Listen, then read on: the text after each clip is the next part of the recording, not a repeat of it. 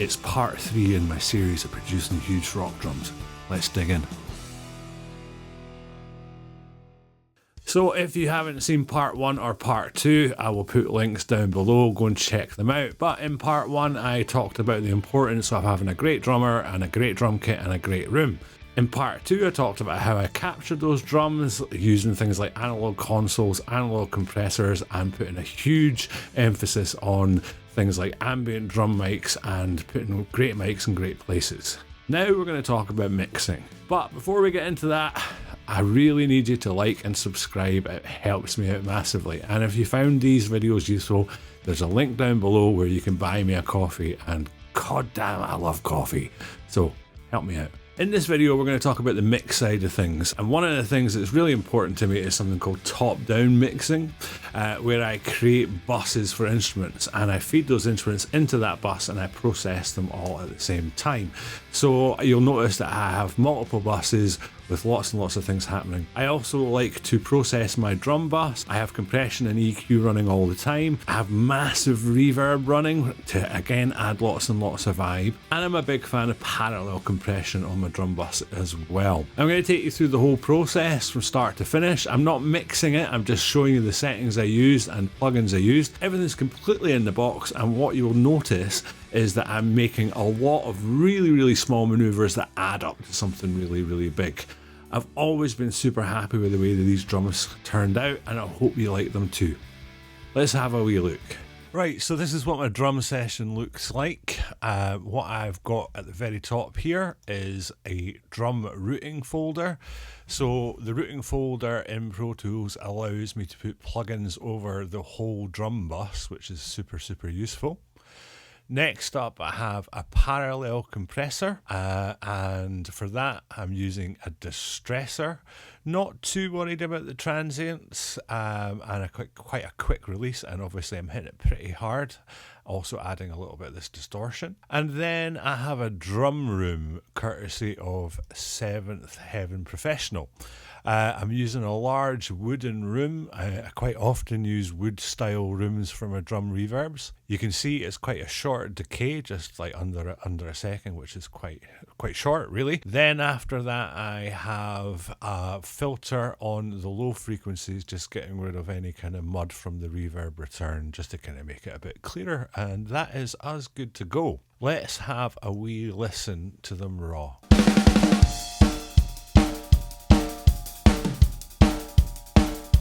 Cool. Right, let's dig in. So before we open the folder up and see what's inside, let's look at some of the top-down mixing stuff that I'm using. So first up, I'm using an API 2500 compressor. Let's listen to what this does.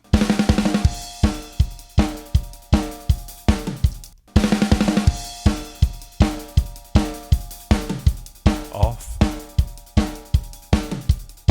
and on. So this is really subtle, but what essentially it's doing is it's giving it a little bit more attack. This is more about adding vibe than anything else for me, which is going to be quite a big sort of thing through this, I imagine. So yeah, you know, I'm using a gentle ratio. You know, I've got the release set, you know, I've got the thrust set to loud, the knee set to hard, so it's been quite aggressive really, but it's only getting a couple of dB.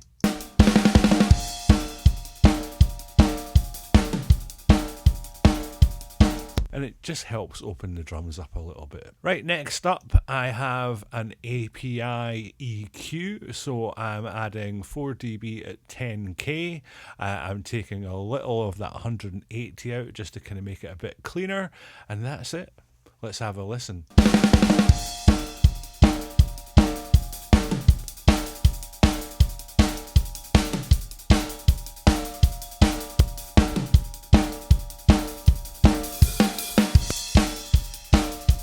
So you can hear that's making that sound a lot brighter and a lot more aggressive. And again, I'm trying to get a lot of aggression out of this drum sound, and a lot of feel and a lot of vibe, and this is definitely helping it. Moving on, we are now going to look at the parallel compressor.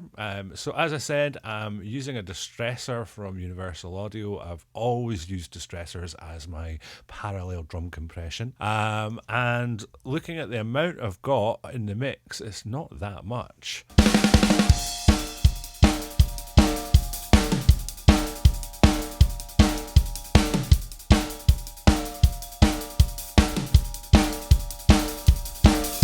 So that for me is a huge part of my drum sound, is parallel compressing with a distressor. I really love what that does. This is a bottom-up style of compression, and again, it's just adding lots and lots of vibe and making the attack much more pronounced. I love this.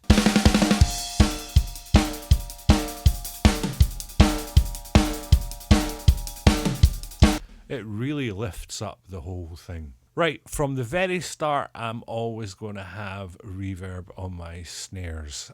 This is going to really help add a big sense of width, okay? So let's start with it off and then I'll bring it in.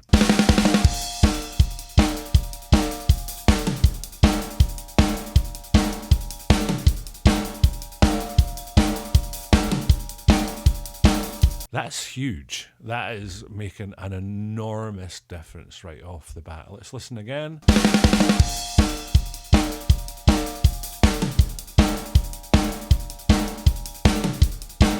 Now, that's a lot of reverb. That's not lost on me. But I think when we start bringing the other processing in, it'll start to make sense. So that's my kind of like my starting point. I'm mixing into the API compressor and I'm mixing into the API EQ. I've got my distressor on parallel right from the start, and I have got my drum room. And again, I'm looking for something short, but really, really wide at the same time. Let's open up this folder and see where we're at. Okay, so within my folder I have got subfolders. So all of these subfolders are basically taking a bunch of different instruments together and then bringing it into another routing folder, which allows me to process everything. So again, absolutely top-down mixing vibes. And then these subfolders go into the drum folder and then out of the drum folder into the master bus. I've got a subgroup for kicks, subgroup for snares, the snare bottom I leave on its own, subgroup for toms, subgroup for cymbals, subgroup for ambience. And I've turned absolutely everything off. So let's dig in. So let's listen to the kick drum first of all.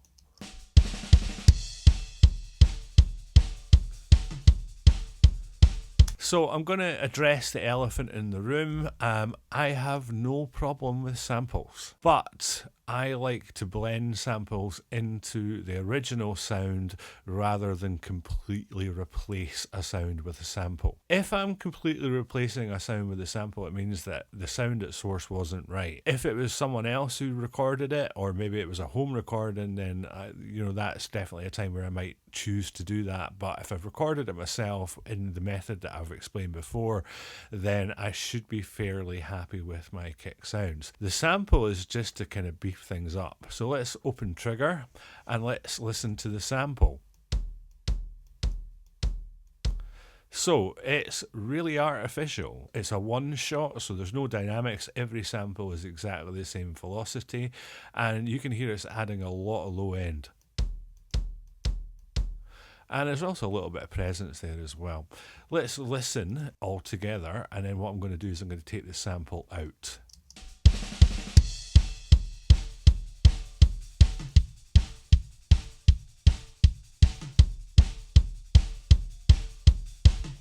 That is adding loads to this, okay? It's giving so much more low energy and so much more presence. Now, you'll notice here that my sub-kick lane is empty. I chose not to use a sub-kick in this particular song. That sample did the work that I needed it to do and more. So what did I do? Well, Drum Leveler, first of all, this is a brilliant plugin which not only acts as a gate, and quite a good gate actually, but it levels out all of the hits to roughly the same sort of level. Let's have a listen.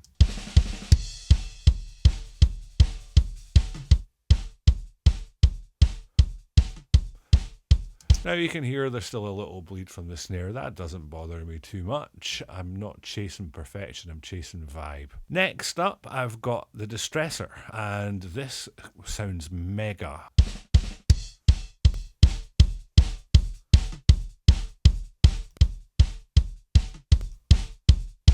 Now, again, I'm not doing massive amounts of gain reduction. You can see I was getting about 3 dB of gain reduction, but I'm hitting it quite hard at 4 to 1. But note, my attack is at its slowest point. This is a brilliant trick. Let's listen to what happens when I speed the attack up.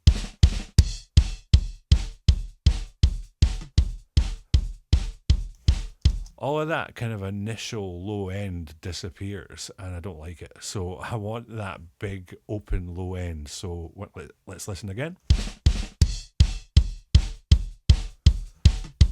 And then I've got the release set super fast, so that it's really snappy sounding. Next up, I have got the API EQ, and what I've done is I've added some 10k to exaggerate the kind of click of that. I have taken a little bit of 500 out to kind of remove some of the boxiness, and then I've done a 50 hertz boost really gently just to add a little bit of sub energy.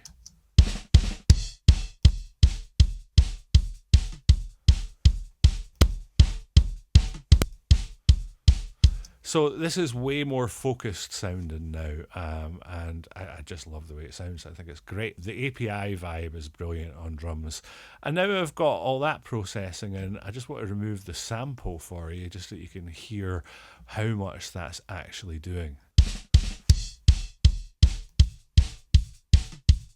That's massive.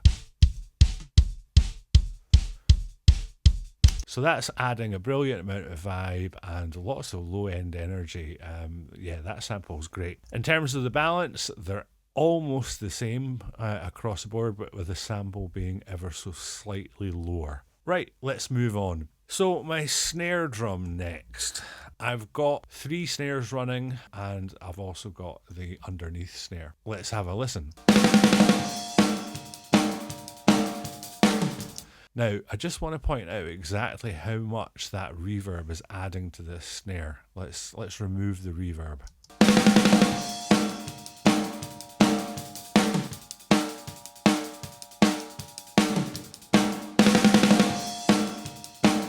It's huge. It's kind of ridiculous, but hey, I'm fine with that. So, what am I using on each of these? Well, I have a sample, and let's listen to it. So again, a very artificial, a very processed sample. How much have I got in? Not that much. You can see here there's a good 25% less.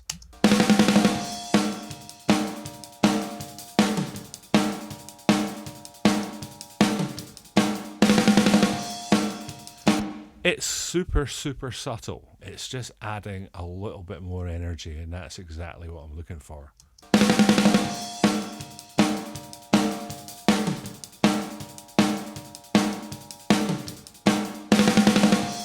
And yeah, I think that's great. So with my 2 snare mics, one's a 57 and one's a Bear 201, as we discussed in the last video.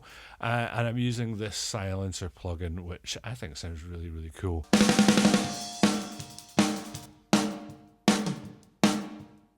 That really cleans that up massively. And the same with the other one.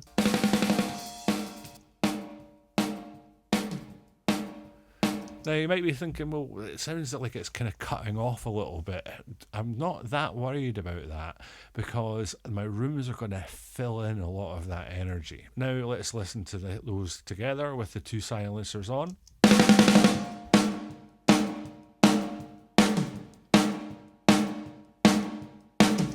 All right, now we're getting there. Right, so let's look at what I've got in the routing folder. So essentially what I've done is I've got my 2 snare mics sitting nicely with the silencer plug-in on it. I've got my sample sitting, adding a little bit of energy. Now I'm ready to process it. First up, Radiator by Sound Toys. If you don't know Sound Toys stuff, it's just vibe. They're so good. So what I've done is I've increased the harmonic distortion important element of this. On the clean setting, I've EQ'd a little bit of low end, a little bit of high end, and then I've dialed the mix back as well. Let's listen without it, and then I'll bring it in.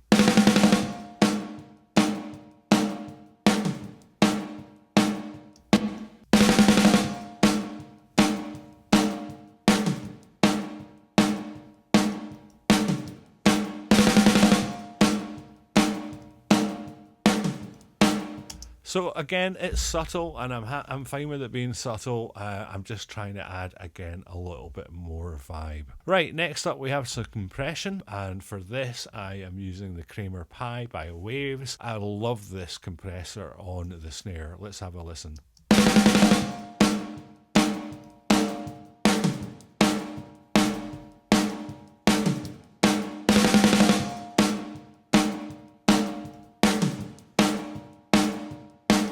So again, it's not doing a lot. We're getting about 3 dB of gain reduction, but it's all starting to add up together. I love what this does to the kind of gut of the snare. Like if you try and listen to the kind of low mids if you can.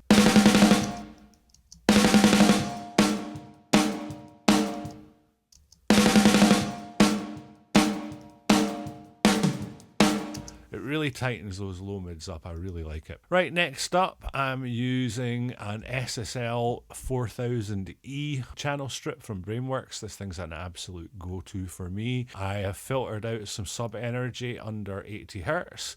I've added a little bit of 8K to give it a bit of brightness. I've added a little bit of 3K and a tiny little bit of 3K at that, just to kind of give it a bit more attack. I've warmed up the mids a touch at 1K, and then I've added a touch of kind of low mid energy just to kind of make it feel a bit bigger. Let's have a listen. I'll start with it off and then I'll bring it on.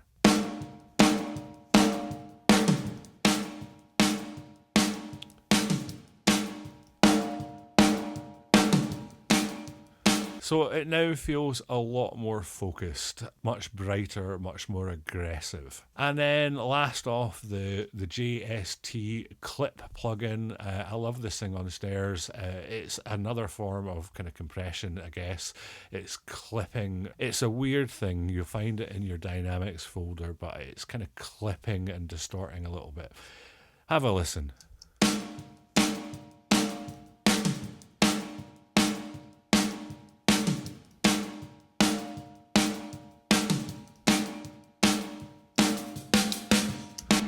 So again, it's subtle, but it all adds up to a lot. What I'm going to do is I'm going to bypass all the plugins that's on the snare bus and then bring them in one by one.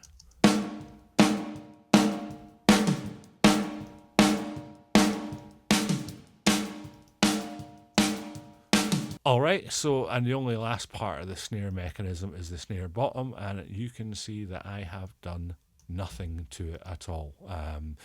I was happy with the way it sounded in tracking, so I haven't made any changes to it at all.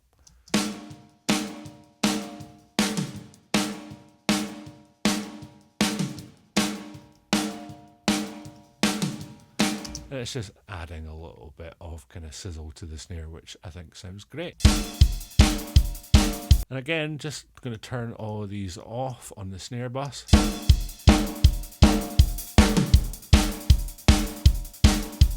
And again, it's subtle, but there's definitely a lot more aggression, which is what I was trying to get out of this. Right, let's move on to my toms. So again, same vibe. I've got my toms in a routing folder. I've got a little bit of processing on the toms themselves, and then I've got a bunch of bus processing. So again, top down. Let's listen.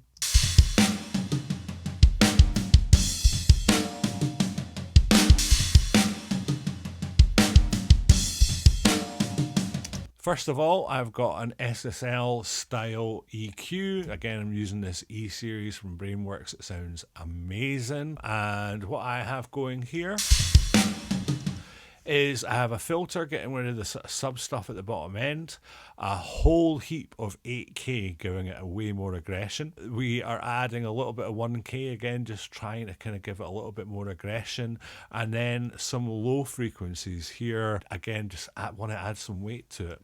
Let's solo that. and then put that plugin in. Very, very subtle, okay? You'll notice that I've got the phase flipped as well. I just discovered during that there was a phase issue. And then the same sort of thing with the floor tom. Let's listen to it on its own.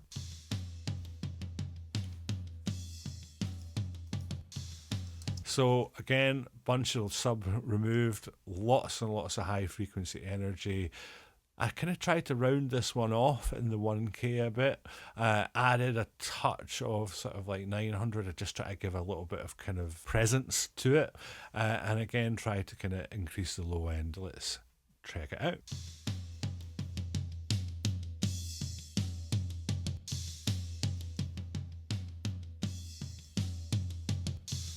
The high frequency does a lot to add to the energy. Okay, so I started off with the JST clip on the bus, just to again try to even it all out a little bit. Let's listen to it.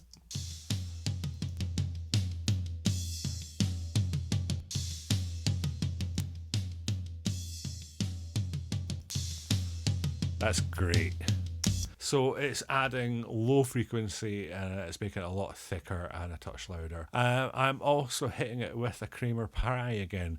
This drummer is incredibly dynamic and it's amazing, but sometimes it needs a little bit of kind of control. So let's listen to what this is doing. Again, notice I'm not doing much here.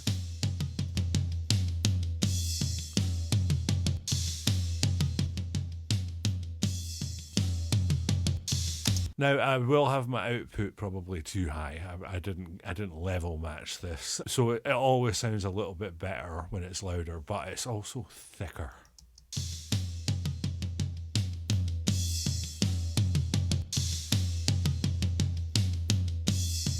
Love it. Next up, Decapitator by Sound Toys. I love this plugin. And again, it's a harmonic distortion, and I believe this is like a Neve style sort of console distortion on this setting here. Let's listen to what it does.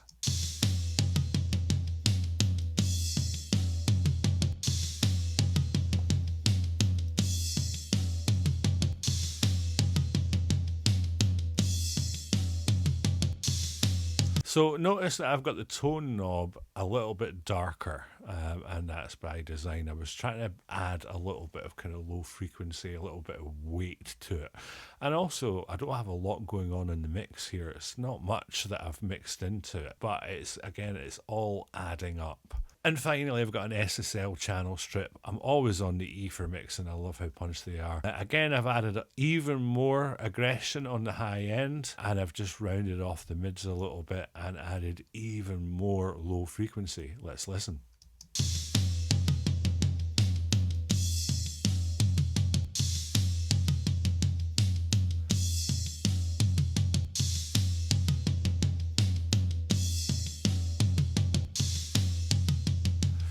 So it's a little bit more rounded, there's more low end, and again, I kind of feel like the hits are being exaggerated. I will also have some reverb running. You can see here, there's a little bit. Let's listen to what the reverb's doing. Turn it off. And then on.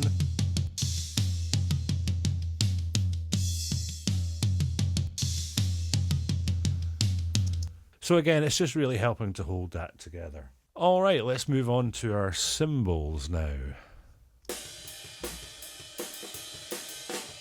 So that's what they sound like on their own. I've added no reverb to this. So starting off with the hats. So the first thing I've done is just a bit of kind of EQing to repair. So I've put a filter on, and then I've got this notch out here. And what I'm trying to do, and it's really hard to hear if you're not wearing headphones, is I'm trying to kind of help deal with some of the kind of unpleasant frequencies from the snare. And then over here, I'm just trying to kind of help with the sizzle a little bit.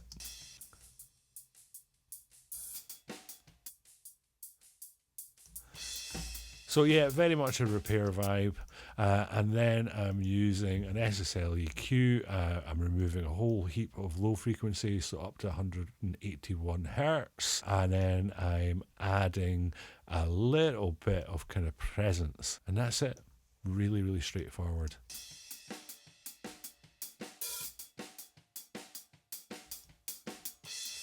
So they're just open out a little bit. Let's remove the two, and then I'll put them back in.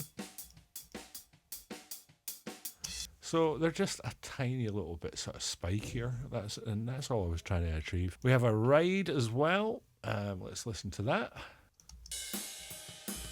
So similar vibe. Bit of repair work with this TB, the Kirchhoff EQ, if I've pronounced that correctly. Again, try to kind of control some of the snare blade a little bit. Hear that boom, boom. And then I just wanted to add a tiny little bit of presence here.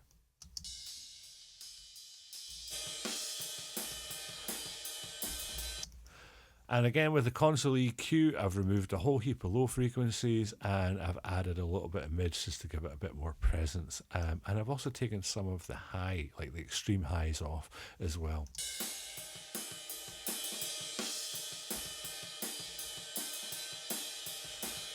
So again, really, really straightforward, really, really subtle. Let's remove the two and I'll put them back in. Tiny amount of difference, but it does help. Okay, overheads next. Let's have a listen. So the Kirchhoff EQ, again, notching out some problem frequencies. Let's have a listen to them.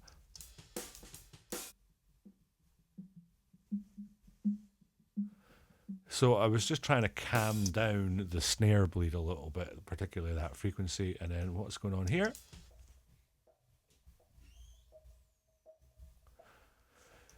So yeah, same sort of thing. There's just a wee frequency that was bothering me, obviously. All I've done here is added a touch of compression on the channel EQ just to, again, help with the snares. And I just find that brings out the cymbals a little bit, and then I've obviously corrected for some phase issues. Put it all together.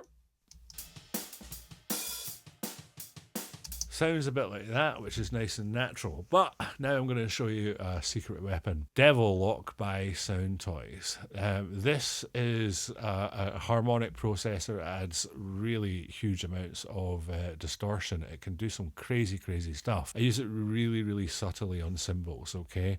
So I've got my crush and my crunch set to just 1. I've got the darkness set to 1, which just kind of filters out some of the high frequencies. And then I've got this only 2 out of 10 on the mix, so hardly any, but it makes a huge difference. Listen to this.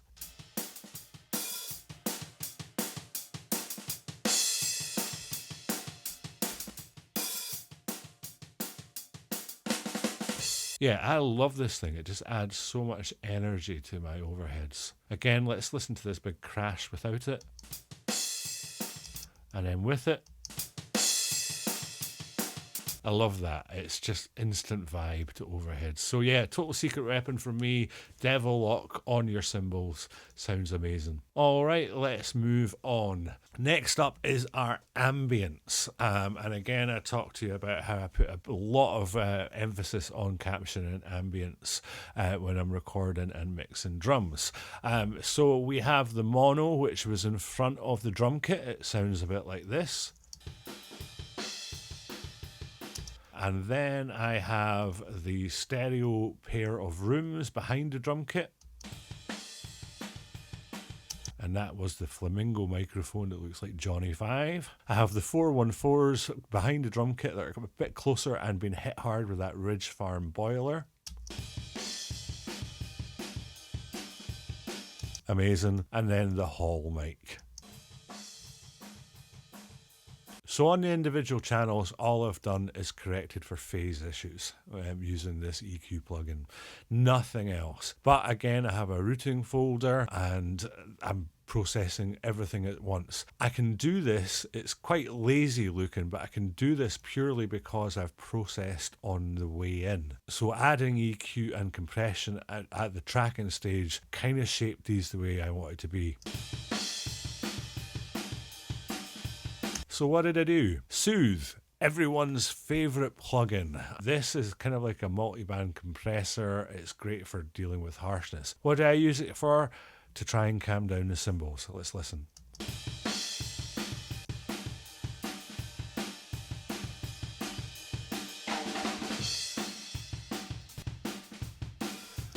So what that's doing is just focusing the shells for me, and I love it. I think it sounds fantastic. Again, you can do some amazing things. Like, this is becoming a bit of a Marmite plugin. So many people love it, and so many other people think it's really overused.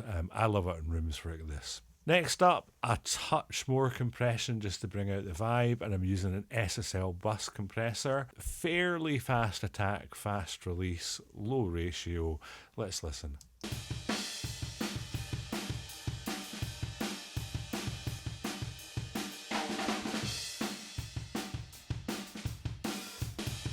And again, what I'm trying to achieve here is just a little bit more snap, so it's probably less about compression and more about vibe. And you can see that I'm hardly touching it. Not even 4 dB of gain reduction. And then finally, I'm shaping the sound a little bit with this EQ, so I'm filtering out a little bit of sub-frequency and a little bit of boxiness here at 800 Hertz.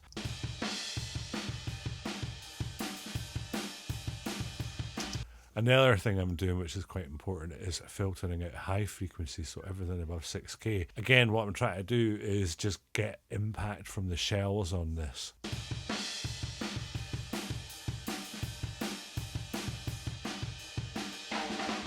I loved that. Sounded so kind of analogy and vibey. Let's remove all of those plugins and then put them back in. Love it. All right, so let's hear how this all sounds together.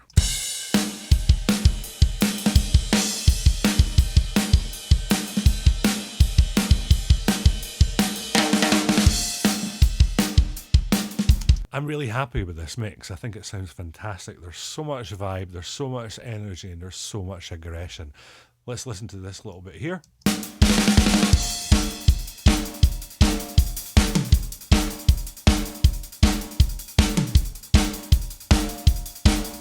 So that sounds fantastic. There's so much presence in those toms there, and I've got lots and lots of room sort of sound there. I just want to point out a few things. So first of all, let's listen to that same section.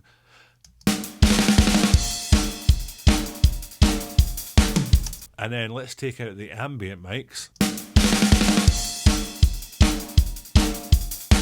So it's subtle, yet somehow enormous at the same time. Let's take the parallel compression out.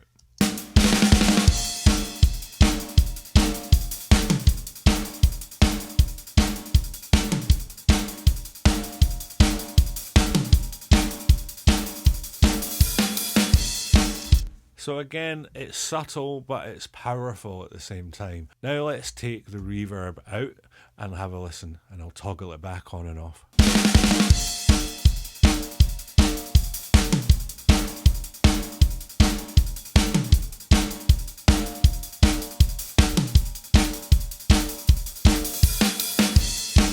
That's huge. On its own, it feels a little outrageous, but I don't care. I think it sounds fantastic. All right, let's move on to this big tom section.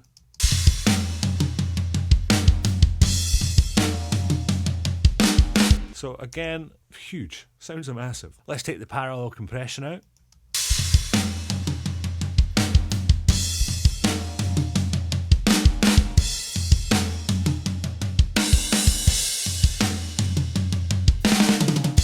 So again, it's just adding vibe, it's adding energy, and let's take the drum room out.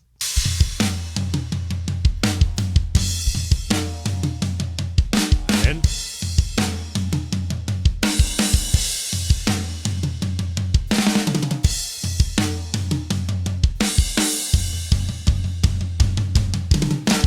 So again, it's a little ridiculous, but I think it fits and it makes these drums sound enormous. And I'm really pleased with it. This is what my mix page looks like levels wise. Kick is pretty high. Snares a little dialed back. Toms sit down there. Cymbals are quite heavy. Ambients are quite heavy. Parallels quite low, and there's a lot of room in there. We can mess around with the reverb levels as well.